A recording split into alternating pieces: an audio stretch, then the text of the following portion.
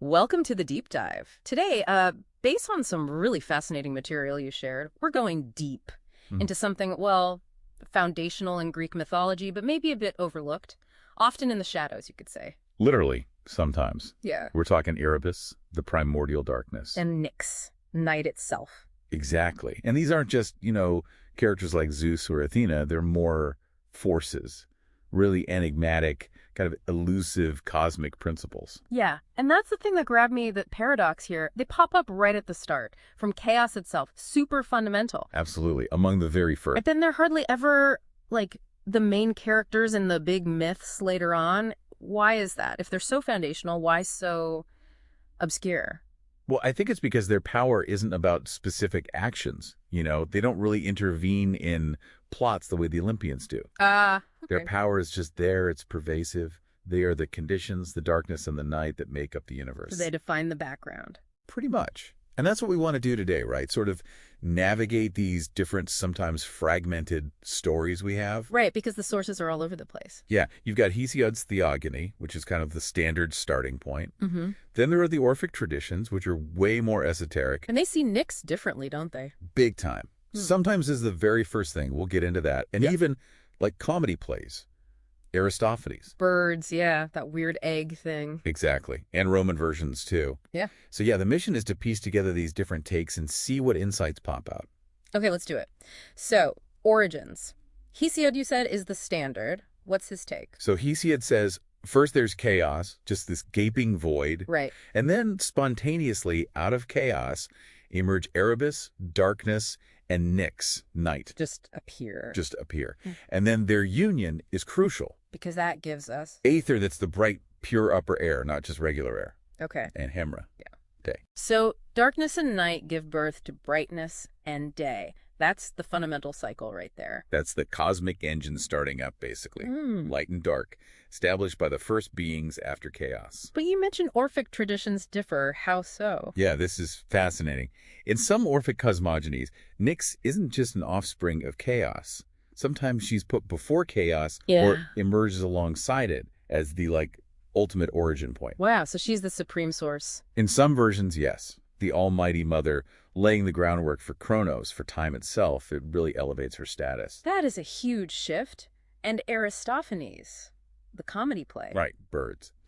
It has this slightly tongue-in-cheek creation story where it says, black-winged night laid a germless egg in the bosom of the infinite deeps of Erebus. A germless egg. Yeah, and out of that egg eventually hatches Eros, love. So love comes from an egg laid by night and darkness. According to Aristophanes, yeah. It presents darkness and night not just as voids, but as fertile creative spaces, wombs almost. That's a really different feel. Okay, and Erebus himself, he's more than just a god, right? His name is also a place. Exactly. Erebus is also the name for that first dark, gloomy region you hit in the underworld. The passageway souls have to cross to get deeper into Hades. So he is the darkness, and he is the place. The personification and the environment just blur together. Very much so. It happens a lot with these really early primordial deities. The concept and the entity are almost inseparable. And Nyx, too. Is she just the night sky? She is the substance of night, Yeah. Riding her chariot, clucking the world, but her power. This is where it gets really interesting. Okay. Homer, in the Iliad, there's this moment where Hera tricks Zeus and Hypnos, sleep, helps her. Zeus gets furious and wants to punish Hypnos. Oh. But Hypnos flees to his mother, Nyx. And Homer explicitly says Zeus stood in awe of Nyx and shrank from doing a thing to outrage rushing night. Wait, Zeus, king of the gods, backed down because he didn't want to upset Nyx? He absolutely did. He feared her anger. That completely flips the usual power dynamic. What does that tell us about her? It shows there's this deeper, older hierarchy of power that even the Olympians respect, or maybe fear. Nyx's authority isn't one, it's just inherent. It's a fundamental cosmic principle you don't mess with. Wow. And she had other kids too, right? You mentioned Hypnos. Oh yeah.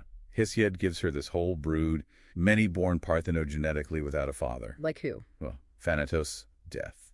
Hypnos, sleep, as we said. The Moirai, the fates. Nemesis, retribution. Eris, strife. Geras, old age. Okay, so quite the lineup. Not exactly warm and fuzzy concepts. Definitely not. They're more like personified forces that govern the tough parts of existence. It reinforces Nyx's connection to these deep, unavoidable aspects of life and the cosmos. So wrapping this up then, what's the big takeaway? Why do Erebus and Nyx matter, even if they aren't in epic quests? Well, first, they're absolutely indispensable. Their union creating Aether and Hemera literally sets up the basic rhythm of the universe, light and dark, day and night. The fundamentals. Exactly. Their importance isn't what they do, action-wise, but what they are. The conditions for everything else. And Nyx's power, that Zeus story is incredible. It shows this power structure that goes way beyond Olympus. Totally. It hints at older, maybe deeper cosmic laws. And their symbolism, it's not just about literal darkness being bad. Right, it's more complex. Yeah, it's the unknown, mystery, sure. But also potential, like that egg idea, maybe even protection, shelter. And renewal night brings rest before day. It's a transformative darkness. Did that idea influence anyone later? Seems like it. Some scholars think these ideas about primordial darkness and night might have fed into early Greek philosophy, the pre-Socratics, as they tried to figure out the universe's origins. And their names pop up later, too, don't they? Oh, definitely. You see, poets like Ovid have characters like Circe invoke night and all the gods of night from Erebus and chaos. Their power is still recognized. And even today. Yep. Mount Erebus in Antarctica, named for the darkness, presumably. And Pluto has a moon named Nyx. Their archetypal power just keeps echoing. So here's the thought to leave you with then. If the basic fabric of reality, light and dark, day and night, and maybe even our grasp of things like sleep, death, fate, if all that stems from these ancient kind of hidden forces, Erebus and Nyx, what does that suggest about the power that might be lurking in the mysteries we still don't understand, the unknowns in our own existence?